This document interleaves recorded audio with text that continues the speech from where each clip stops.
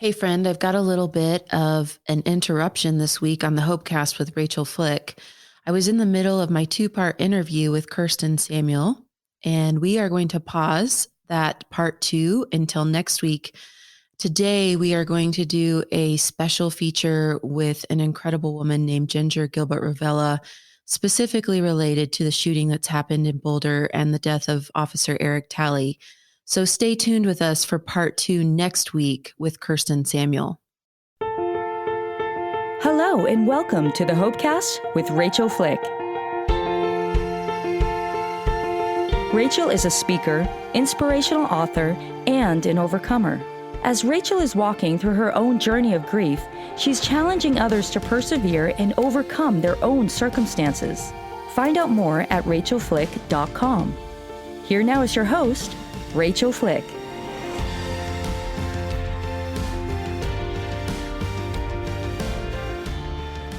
Hi, friend. Welcome back to this week's episode of the Hopecast with Rachael Flick. I have an incredibly special episode and interview that I'm looking forward to sharing with you today with my friend and fellow widow, Gilbert Ravella.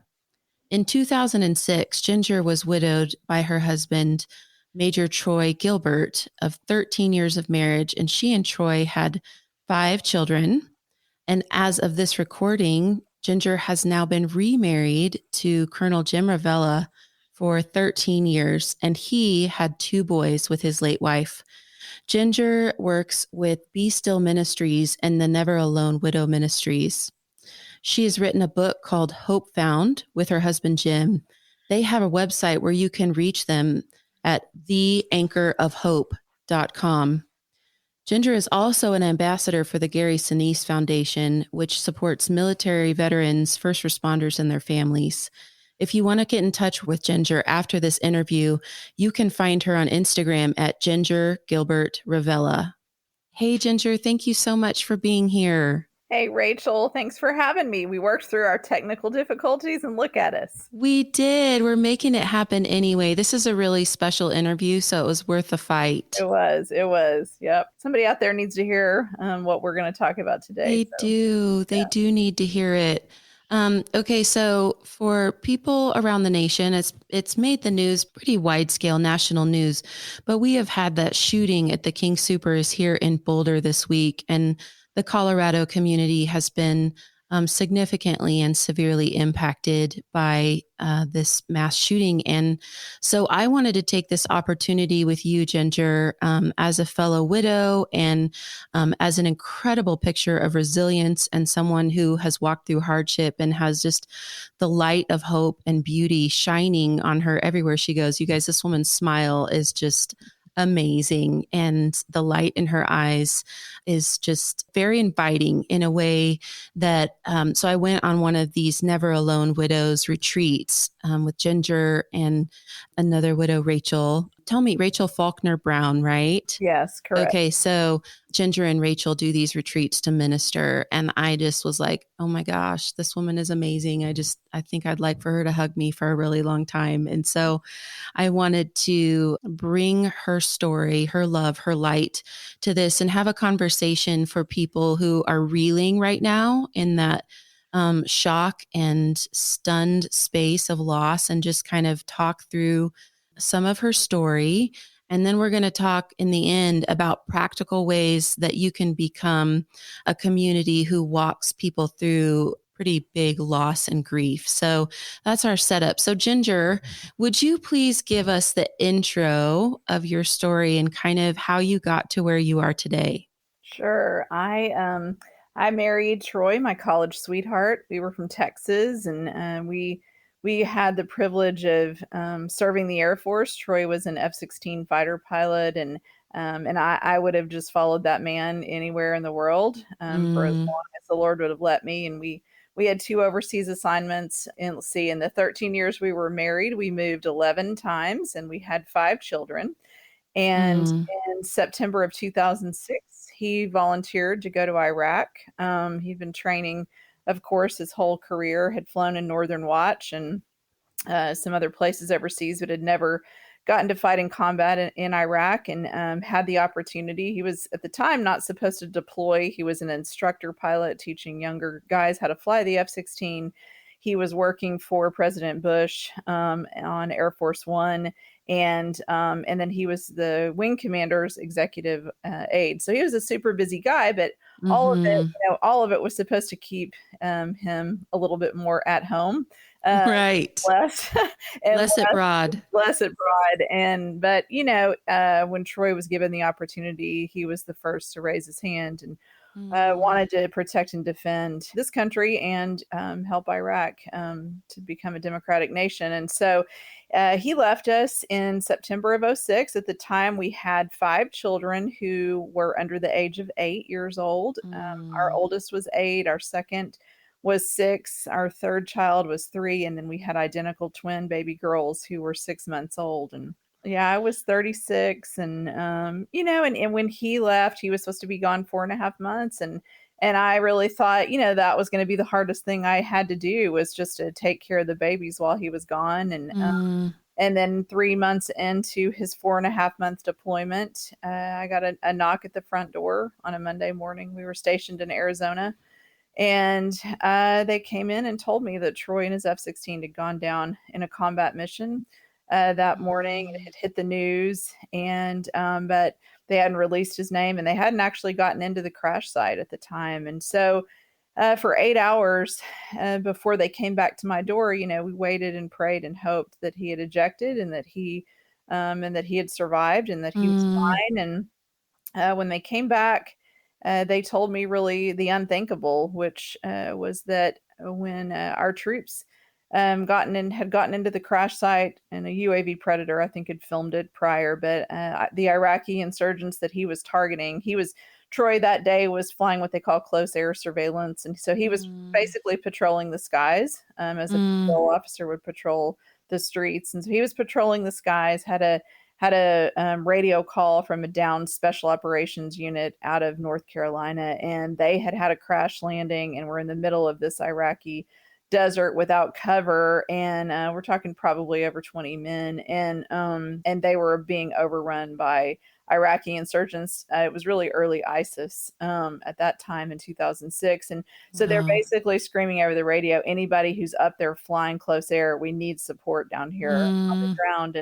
And Troy and his wingman were flying that day, and his wingman was refueling, and Troy came in solo basically to save the day, and he took out an enemy truck, and it was on his second pass taking enemy fire that he would lose his life. And all of those guys, would go home to their children. And yet when I thought, I thought that our hard days were behind us, and then I had no idea. And when they came to my door that second time and told me that Troy's body had been taken by those Iraqi insurgents, they were unprecedented manhunt trying to find his body. Army, Navy, Air Force, Marines were all looking for him to no avail. And we would find out about 5 days later that some DNA from the crash site, some skull fragments that would be a positive match with Troy's, would give us the peace to know that there's no way he could have survived. He wasn't being held as a POW alive. And I knew as a believer in Christ, he was home with the Lord. But, the nightmare really began because our private family page, I think that's why I feel for this family so much in Boulder, is, became front page news. And you're trying to grieve, and you're trying to be a mom with all these little people who are looking to you for help and comfort and peace. And then you've got the media and the world watching, and you can't just hole up and do what needs to be done. You're trying to represent, the many families who serve, and you want to represent your husband well, but it's a lot. It's a lot. So my heart has really gone out to you as I've been thinking on and praying for, I think it's Leah Talley, right? Yes, ma'am. And her children. So she's got 7, from 7 years old to 20. So she's got a troop. And, Yeah. as her children, I'm sure looking to her, they're looking for hope and answers. And Mm-hmm. you really don't have answers to explain to really any age child at that point Right. that there's, that there's just evil in the world. And so, when I kind of ran out of my own strength, which happens very very quickly. I really had to dig deep into my faith, into my community, into everyone around me, because there were many days I didn't want to get out of bed, and I didn't know how could this possibly ever have any kind of good Mm, ending. and right. and but after some really hard days, some dark nights, Mm, I think there was about 6 months in, I'd really prayed honestly that the Lord would just take us all home too, because mm-hmm. I didn't really think that there could be a life after a loss like that. I love Troy Same. I so definitely much. felt like the same. If we Yeah, could just all go together, that would be ideal. totally, totally. You're like, "Where's the plane, and what airline I'm on it?" But, my mom hates to hear that part of my testimony, but There's but a I little just bit of yeah. dark widow humor coping that we have. Yes. Exactly. But I had another widow that I didn't know. Her husband had died 10 years prior in a plane crash. She was an Air Force pilot. And she reached out to me, and I flew across the country to North Carolina to see her. And she really could speak into my pain and my journey in a way that really just none of my other friends could, because I knew she Mm, had walked that road. And she said, yes. "You're going to really Ginger, you can't wait to start living again, until you start feeling better, because you're not going to feel better for a long time." And I mean, even though that was hard to hear, I was like, yeah, she said, "You're going to have to find your purpose and through the pain, and not when the pain's done." And I think that really gave me kind of some direction. And I started doing a lot to help military families. That was really powerful what you just said. You're going to have to start working through the pain instead of waiting for the pain to be Yeah. done. Yeah. Mhm. So, I looked at Troy's life, and I miss him every day, as Mm, I know you miss I your do. man too. Yeah, But we're going to both cry together here on this yeah, podcast, I think. but I just think Troy had such a life of loving God and loving others in a very sacrificial way that Mm, it cost him, before he died. It was the way he was a hero because of the way he lived. But I mean, he would stay late for work, and then he would stay at home with sick kids and miss. He did whatever it took for whoever needed him. And I thought, that's my inspiration. Like, there's going to be somebody that is going to be helped from the pain and the sorrow and the suffering that mm. I've been through. And so how selfish of me would it be if I kept it to myself, and I didn't Mm. let the Lord. I think anybody would understand that selfishness, but just the generosity of your heart to want to pour it back out. Well, and I found healing, in it, and it takes time. It's not an overnight thing, because I was mad at God and wrestled with him for quite a while over it. But Mm, I believe that we can, take our pain and turn it into purpose, and we can become better and not mm, bitter. And it is a choice. It is a really, really hard choice. The easier path is to sit in your suffering and allow bitterness to take root. and mhm. and I think, but for me, I'm stubborn enough that I was like, I'm not letting the enemy win. He's not. Right? you know I'm I not going to be controlled by this loss and this pain. Yeah, I am going to let it become a part of me, but I'm Mm, not going to let it become who I am. yeah. Yeah, I think that that's a massive divergence in the people who have post traumatic stress disorder versus post traumatic resilience is that choice that you will not allow the pain to form your identity. It changes you. It's really hard. It's like, kind of peeling apart tiny hairs here to get to the larger, you know, bigger outcomes of like the pain. The pain's not an option. The pain is what it is.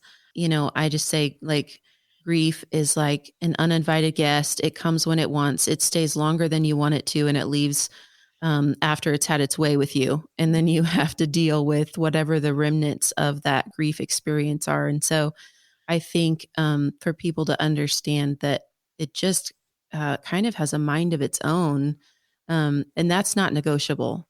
But what you do with the pain and how you choose to perceive the pain, whether you allow it to root bitterness in you versus to become a source of generosity and love for the world and turn your pain into a mission, just like you said, that's the difference in how you're going to get through some of life's hardest things. Yeah, I agree. Totally. I do. And I've tried to teach that to my kids, that we're not going to be victims. Even though we were victims, Mm-hmm. we were victims Yes. of terrorism. And so was Troy, but we have lived to see the goodness of the Lord in the land of the living. And Mm. we after 10 long years, the Lord brought Troy home, and he was found. I got a phone call Oh, in wow. 2016. I was at a volleyball tournament with my daughter, and she was in middle school, and it was the general that Troy served under. And I remember he just said two words: Troy's home. And Oh, wow. he had been his body had been traded as a war trophy for 10 years by Iraqi tribal leaders. And but our Mm. military, never forgot. They didn't leave him behind on the field of battle. And actually, the unit that he saved, that special operations unit, 10 years prior, was who ultimately found him and brought him back to this country. Wow. Wow. What an incredible full circle. That is amazing. I don't know if a lot of people can understand that feeling, that need for kind of some level of closure.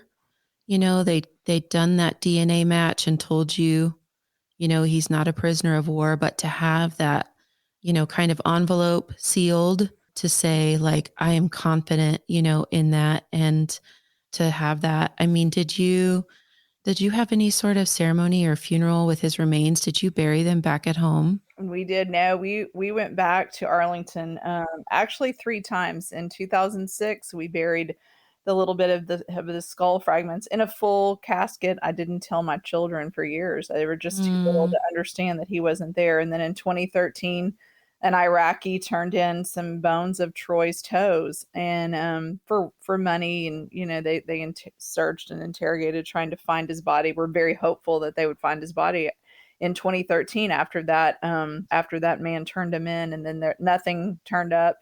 And so we buried those. We had a ceremony in 2013, and then in 2016 we had our third and final burial. So Troy is the only soldier to be buried at Arlington National Cemetery 3 times. And it was, What a I'm like, claim to fame. I know. I had one of his friends that he started with in the Air Force. He's like, Troy was always an overachiever. I'm like, he He was. was. He was an overachiever. He was. Oh man. I appreciate you being willing to laugh with me here, because some people, when they come into hard spaces, feel like the only correct way to be is always somber, you know? And I was speaking with a reporter this week who said that she had received critique from people who were listening to her with telling a story of a little boy who was murdered here. And she smiled and she kind of chuckled in some parts of the story, and some people were just horrified, right, that she wasn't completely flat faced and just crying, I guess, during the entire interview. And I think there's a proverb that says, laughter is moisture to the bones and does a body good like medicine. And so I just want to encourage people that if you know someone who's lost greatly, and is hurting, that if they are able to laugh with you about something, just embrace that. That can be absolutely a powerful point of survival and resilience. And you don't have to feel guilty to smile or laugh or find joy in a moment in the midst of hardship. And I'm sure people listening to two widows talk about your husband being buried 3 times are like, why are they laughing? But you just begin to be able to see silly things and silver linings in the midst of heartache in a way that you maybe didn't. I don't think I knew how to be in this space before I lost Micah. No, I would say my capacity for feeling has grown exponentially. I mean, and I always say, your level of grief is equal to your level of joy. And Mm, I grieved so much over him. I remember I dreamt about Troy the other night, which I don't know about you, but I don't mm. dream about him that often. When I do, it's so It's sweet. notable. It is Yeah. notable, and when I woke up, I thought I remember because I missed him so much when I woke up. I Mm. miss him every day, but that was so Isn't real. that crazy how it's like you see them in your Yeah, dreams? and it was Yes. and I was like I remember when I woke up, I thought, it's you go through tragedy, and so many of your listeners, I'm sure, have been in that place where you're hurting so bad that you're standing on the edge and looking into an abyss, and it just feels so broken, and you feel broken, and it feels like there's no light. Hmm. And I remember, I mean, that's what losing him felt like. Like, I am standing on the edge. My grief is such a cavern, and how will I Hmm. ever, and you're going to have to walk through that valley. You're going to have to Yeah. get into that cavern and walk and find light on the other side. And I just want to encourage everybody, because I would have, from the girl who prayed that her life would end every single day. I didn't try to Mm. commit suicide, but like I said, I would have Hmm. gladly signed up to be taken away Hmm. with my children if that had been an option. To today, to this, 14 years later, I can tell you I have felt joy that I didn't think was possible. Mm.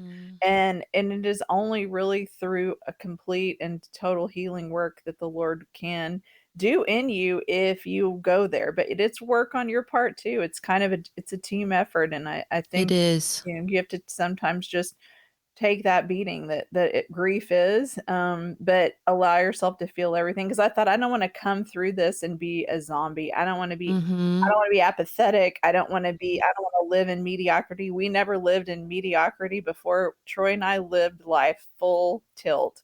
And I Yeah, I'll was not bet. going I just thought, I can't spend the rest of my life like cross-hatching, on the wall like a prisoner, Hmm. waiting for my days on this Tick earth marks. to end. Yep. Yeah, Just marking them off. and I have gotten to love people so much better, and I'm way more compassionate than I ever was. Mm. And I see people's pain, and I think that's why these widows retreats have been they've been huge in my own healing journey, to be able to truly sit with widows who are in the pit and in the depths of walking, and be their big sister. And Yeah.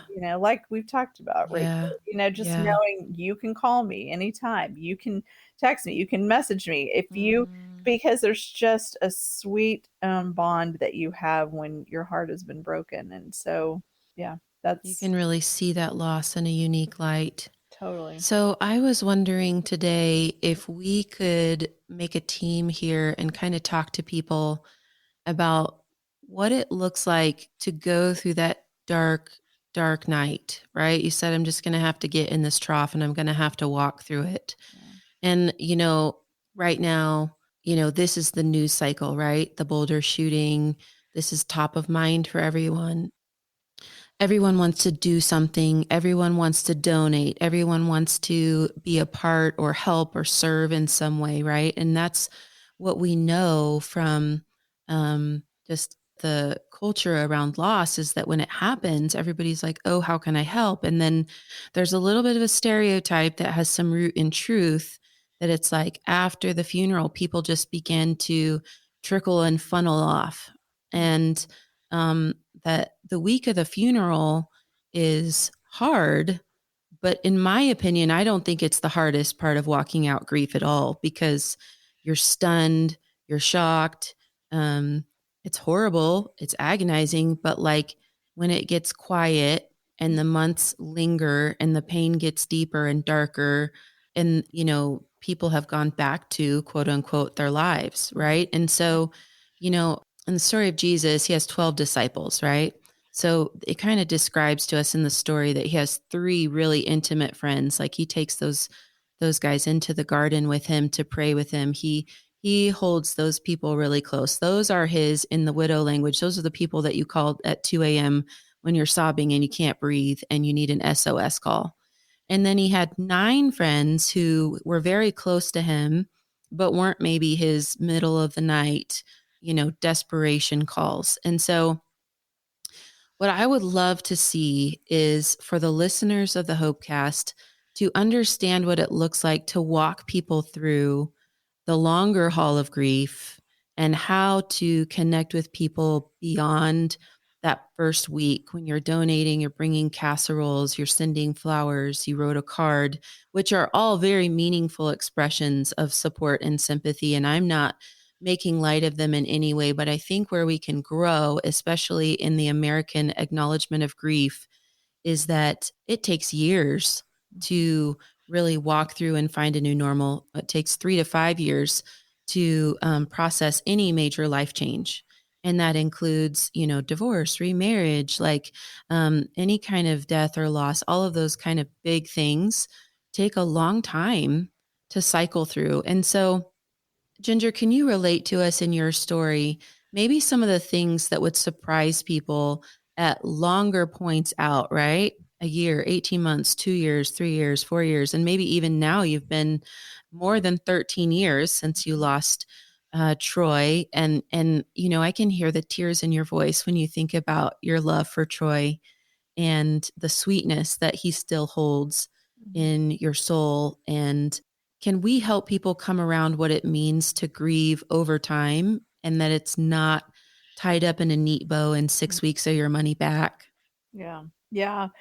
I believe, that I've always said it's grief is a little bit like the Texas two-step. I'm a Texas girl, so Mm, it is one step forward, two steps back, and it's a dance. And you mm, do have some mile markers, I think, of progress, where you kind of go. I remember it was month 5 was I went through the first day that I hadn't cried.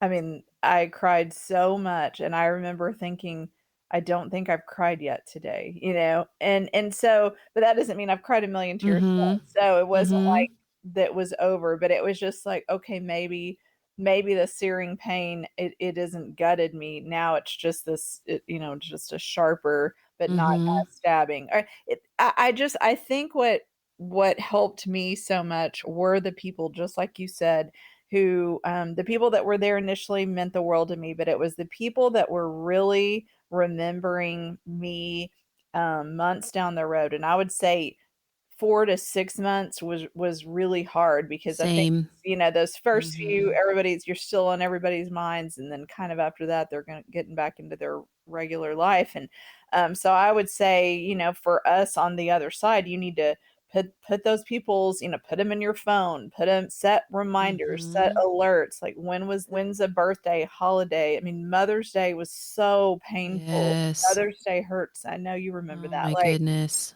you've got all these little people, and they can't drive to Walmart Mm-mm, and buy you some flowers. and mm-mm, and their dad's, so Mother's Day, anniversaries, your mm-hmm, spouse's birthday, your child's birthday, who there's just some really important days in the holidays where you just think, wow, everybody's together and mm-hmm, everybody's happy, and I have this empty chair and this empty mm-hmm. hole in my heart.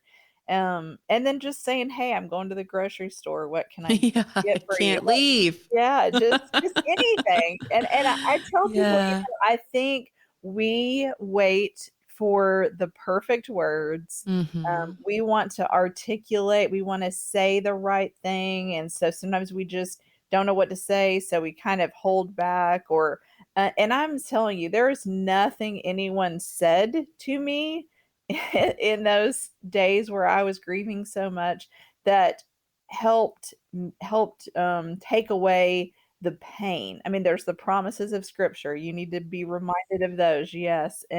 But I mean, there's no like, oh, if I could just word this right, my sympathy wishes. No, all I remember was, I just need you to come sit with me, hold Mhm. my hand, help me do a load of laundry, just let me vent, let me rant, just be. And that's what I encourage people, just show up. Though that's all you got to do, is just show up. And maybe don't say, hey, if you need something, let me know, because I Yes. promise you, when when you've been there, you're like, I need so much, I don't even know what I need, I can't think of it.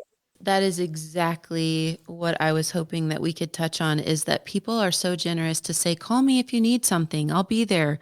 And as a widow, especially early on, you have no idea what you need. Yeah. Yeah. like, Yeah. like you're so in the weeds and in the fog of grief, you don't even know what you need.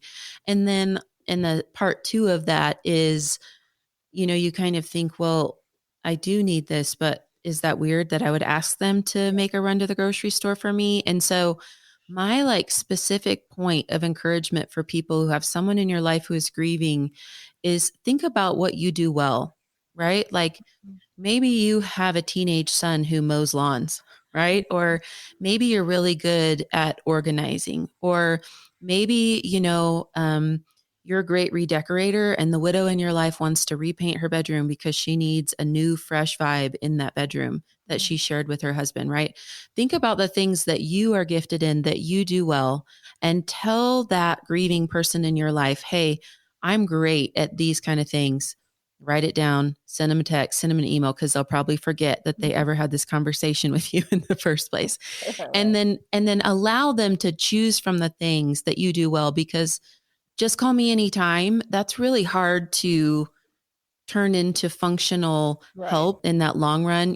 I would say in my circles, in this example, my 9 people, they helped me move, Mhm. right? They took my children on play dates. They went and, did things with our family. Like, let's go to a sporting event together. I cannot tell you how incredibly painful it is in that first year or two to do events with your children without your spouse. Oh yeah. Like to not have the buffer of another family or other children or something. Like you being a single parent becomes this glaringly painful point. Like you Mhm. just, can't look away from it. And it feels like, you're in your marriage, you're happy. And now your spouse is not there with these children that you made. And that is so hurtful. It is, and I would say go with people to think like, Mm-hmm. not I'll meet you there. Nobody wants to Mm-mm. walk into church or a So function true. or a birthday party alone. And Yeah. yeah, just say, "Hey, can I come pick you up?"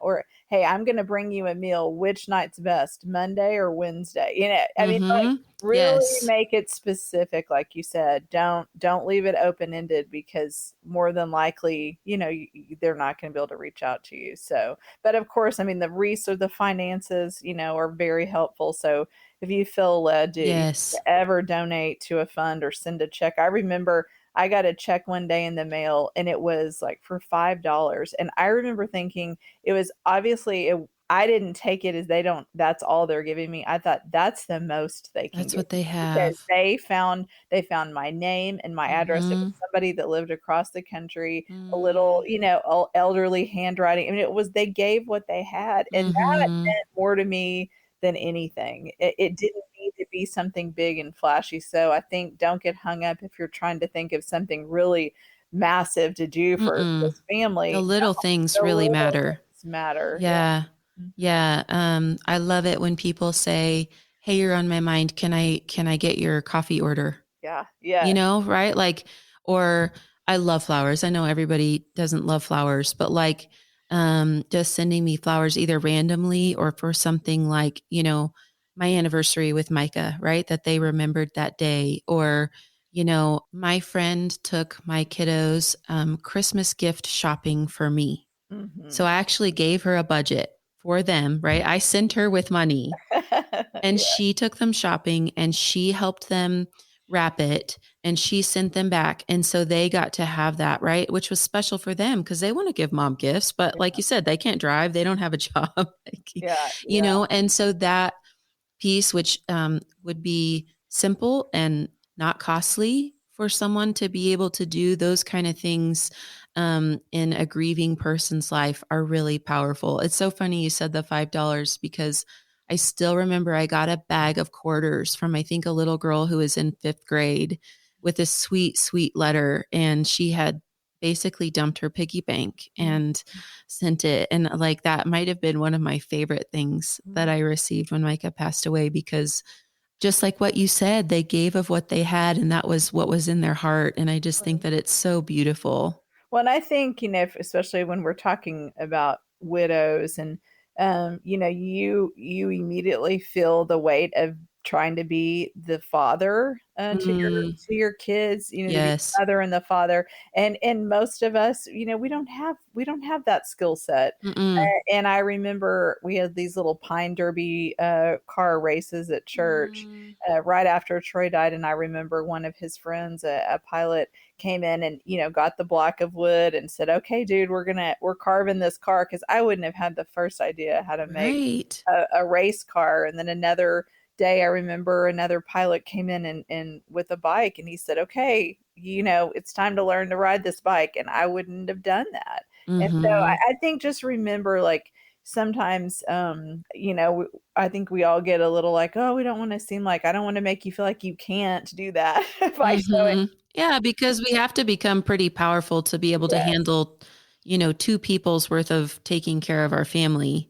But at the same time, it's too much. It's too much. yes. And let the moms be the moms, and then Mm-hmm. men can really rise up and be father figures. And I've watched my boys, who are now 23 and 21, have these men that have poured into them continually. And I mean, it's been almost 15 years, and these men have poured into my boys, still check on them, still take them Mm-hmm. places, still meet them. My 21-year-old's running in an Ironman with Mm-hmm. one of Troy's really good friends, and they've been training together for months. And I just look at that, and I'm like, those guys, they didn't sign up to do this for a little while. They signed up for life, and that's not everybody's Mm-hmm. calling. Sometimes, it is, we have assignments, and that Mm-hmm. season ends. But I think if you feel like this family, God keeps bringing a family to your heart, then go, I think that I'm supposed to be, this is going to be, my assignment from the Lord. And it's a privilege. And for those of us that Mm-hmm. have sat on the other side of ministry, it's the greatest privilege. You don't even need a thank you, because you get so much joy from doing it, and you're living into your calling, and you're gonna change a life, even if you change a moment. So, Ginger, as a military family, a military widow, Gold Star widow, you can relate to some of the emails that I've gotten recently from people within the police who responded to the shooting. And I've heard several times now, of their traumatic experience being at the shooting, responding, protecting people, caring for Eric in his final moments, right? Like those very difficult things for our military, law enforcement, first responder, and how they experience the trauma of the loss, but then they have to go right back to work. And so I'm wondering what you might have to offer to the military, first responder, those people in those places who are grieving, and how they can handle their pain well. I know that we have such a heart for the widows and the families that were left behind, but I think the pressure on them to have to get it back together right away and go back to doing what they were doing is really contributing to some of the mental health crisis. And I know that we had multiple women at our last Never Alone Widows retreat who had lost their husbands to suicide, who are first responders and military. What would you offer to those people? I know that there were definitely men with Troy that day who have survivor's guilt. We've met some of the special operators that Troy saved, and a lot of them didn't think I would want to talk to them, because they walked Mm-hmm. home that day, and Troy lost his life defending theirs. And I can say, at least for me personally, I there can be anything further from the truth. I wanted to know those men. I wanted to know who was there that day. I wanted to know Mm-hmm. details, because I got a window into what Troy's last moments were, and I know his heart was to save others. I mean, that's what these men and women who raise their right hand to serve our country and serve our communities, it's what they 100% believe in what they're doing. And we don't, as maybe as the spouse or the family, we don't get that firsthand, especially when they're on the job. We Mm-hmm. don't get to see that. So if anybody was there that can, I would say, can, speak into just to share the story, and say Eric's name and tell Leah what happened. As everyone's hurting together, I think it's just so important that that people are talking, because Yeah. I think it's when you keep it so closed, and it's just that's really when the devil, has a heyday, is because Yeah. you In have that to secret share place. in that secret place. And I would really highly recommend going to counseling, and because we all try to fill our soothe our pain and fill our holes with things that just don't last. And I did it. There's plenty of Mhm. times. Good thing there wasn't Amazon back in 2006. That's all I'm Don't drink saying. in prime, Yeah, Ginger. Don't don't drink in drink and drive. prime. I can't imagine the damage I would have done if Amazon would have been a thing back then. But I would just encourage people to get professional help, talk to a counselor, share, and share with your family, because I think sometimes, that we have a harder time even just telling the people close to us how Mhm. bad we're hurting. But survivor's guilt is a real thing. But know from someone who's been on the other side of it, that the family does not hold you responsible for Right. the death of their loved one, because I know Troy, Troy loved those brothers, that he didn't know. And yes, did I have to work through forgiving terrorists, ISIS? Mhm. Yeah, I did. And I Mhm. had to work with that with my kids. But forgiveness is not for other people. Forgiveness is for you. Right. And the Lord, it's very clear in scripture, like he asks us to forgive as we've been forgiven. Mhm. And I had to release, I wasn't going to live through a life of having prejudices, or having Right. hate in my heart, because again, the enemy would have won in that too. And Yeah. so someone doesn't have to ask for your forgiveness to seek it, but that takes a while to work through, for sure. Mhm. Does. Yeah. Yeah, I agree that I think that that's one of the reasons that I have experienced post-traumatic resilience, is because as soon as Micah was killed, I immediately made the choice, I will not be bound in bitterness Yeah. to the man who took his life. Yeah. I will not allow that to continue to cause pain and heartache, even though you could have said that I was entitled, quote unquote, to that bitterness or to that anger. And I don't shame anyone who's struggling with their heartache towards someone who has victimized them, because like you said, you and the kids were a victim, and the Talley family, they are victims Mhm. of the shooting, and our family was victims of the shooting. And so, but it's the choice that we want to be free. Mhm. We want to live full-hearted lives. We don't want to be forever defined by the heartache and the trauma that have happened to us. And forgiveness is not saying that what happened was not wrong. It is not saying that you don't continue to hurt. And it is not saying that you would continue to allow that person the same kind of access to continue to hurt you. Right. It is saying that you choose to release them from the debt that they owe you for the way that they harmed you. It's really good. I think that we kind of get forgiveness lumped in with, I have to feel better, or my emotions have to be in alignment with this, or, I'm somehow validating or saying what happened was okay Mhm. if I say that I forgive them. And so defining forgiveness is really important as a part of that freedom and healing forward process. And I just want to circle back around to something that you said about, tell people that you're hurting. And the psychology of talking about your loss is, I think that it takes more than 30 times for the brain to release an experience through verbalization. And so we know now that when we put our emotions into words, it actually has a chemical release in the brain. And we kind of unlock things that are stuck around those memories. And so, military veterans, first responders, when you go and you have that drink together and you talk about what happened, you are not violating your honor. You're not violating the loss of your friend. You are not admitting that you did anything wrong or shameful. You're actually bringing yourself into the healing process and releasing yourself from a lifetime of repeated trauma, intrusive memories, the inability to sleep, anxiety, depression, suicidal ideation, you're actually protecting yourself. There's a really big culture in military and law enforcement, and I like to call suck it up, buttercup.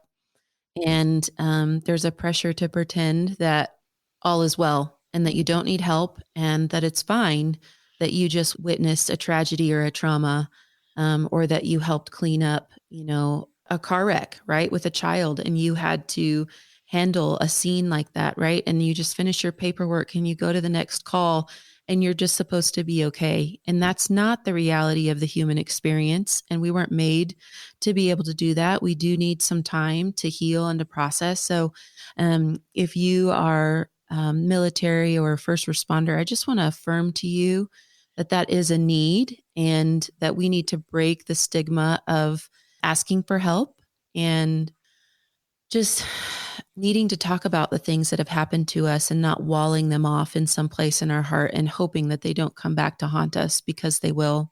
Well, and I think that, for everyone to be encouraged, I found certainly in my journey that in sharing my story, my pain, and opening myself up, being vulnerable, being honest, being real with how bad I was feeling or hurting or the bad thoughts I was having or whatever, Mm-hmm. is other people felt free and released to be able to share. And in that, I've watched it happen at our widows retreats. We've done, almost 8 of them now. And I watched women come in so closed and hard and